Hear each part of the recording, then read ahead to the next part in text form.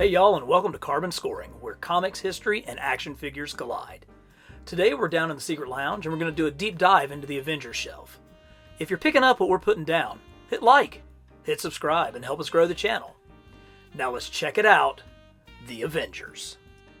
So each of the shelves down in the Secret Lounge has a different theme, but today we're going to focus on one, the Avengers shelf, home to my choices for the classic lineup of Earth's mightiest superheroes. The first thing you have to decide when putting together an Avengers shelf is what era of the team do you want to focus on. So while the New Avengers run by Brian Michael Bendis is my favorite comic run on the title, as a child of the 80s, when I close my eyes and think of the classic Avengers lineup, it looks a lot more like this. So that's where I've tried to turn my focus, to characters and costumes that represent the Avengers through the 70s to the mid-80s. But no matter the era, any Avengers lineup has to focus on the big three. Thor, Captain America, and Iron Man have represented the core of the Avengers pretty much since the beginning, starting with issue 4 and the return of Cap. There have been numerous versions of all three of these characters, but I always come back to the original Toy Biz versions. They have such a comic look, close to those great George Perez issues of the mid to late 70s. The Captain America figure and the Iron Man came from Toy Biz's first series of Marvel Legends in 2002. And I prefer the Thor from the Giant Man Build-A-Figure wave in 2006. So since those three are givens, who makes up the rest of the team? That's when we consult the trusty Marvel Handbook. Everything you need to know was right on those pages. Founding members, first recruits, when they joined the team. It's all right there in front of you. Speaking of founding members, here's the Hulk from Toy Biz's Face Off line in 2006. He has the bulk needed to center the display, and the face sculpt is reminiscent of a John Buscema drawing from the 1970s. Rounding out our founding members are Ant-Man and the Wasp.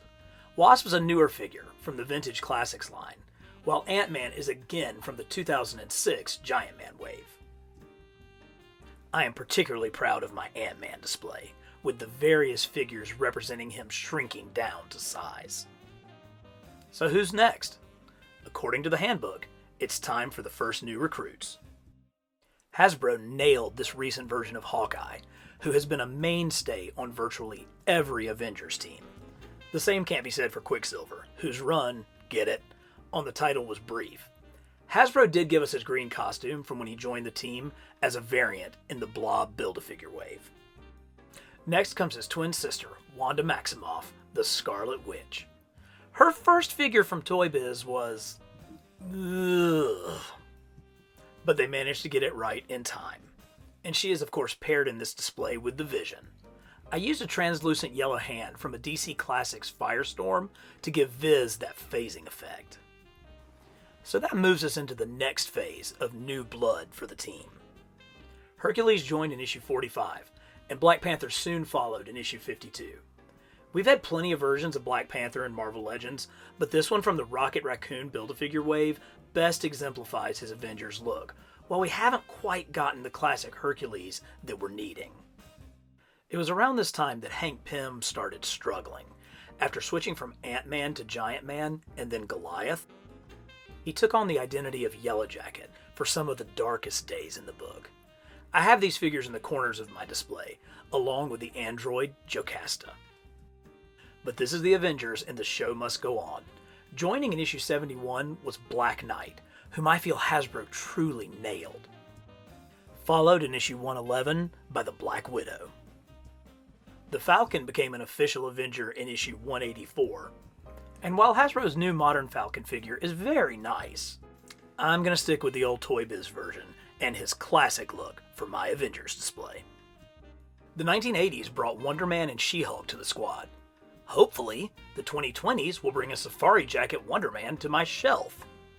Everybody wants this. And finally, two more ladies round out my display. The absolutely perfect Patsy Walker Hellcat and the oh-so-frustrating Monica Rambeau Captain Marvel. Except this isn't even Captain Marvel. I think Monica is Spectrum or Photon or some such in this costume. We really need a classic Monica Rambeau Captain Marvel figure. Capping off the display are the original Avengers from Toy Biz's brilliant box set dating back to the previous century, 1999. These figures bring out all that Kirby goodness, from a stocky Hulk to Iron Man's skirt to the inscription on Mjolnir. I heard rumors back in the 90s of a vac metal golden Iron Man, but I've never seen one. And while they're not quite in the same scale as Marvel Legends, my display wouldn't be complete without them. So let's check in and see how we did. Pretty good, actually. We're only missing minor Avengers figures like Swordsman, Mantis, and Moondragon. I've chosen to display Beast with my X-Men, and Carol Danvers Miss Marvel, and Marvel Captain Marvel in my Cosmic display. Tigra I associate more with the West Coast Avengers, and that figure is truly crap. So aside from classic versions of Monica Rambeau and Wonder Man, all I really need is Star Fox and Jarvis, and I'll be happy with my Avengers display. So there you have it, my Avengers shelf. We're planning to do more shelf tours coming up, so if you got something out of this, hit like, hit subscribe, and leave us a comment on how we're doing. Until then, we'll see you next time on Carbon Scoring.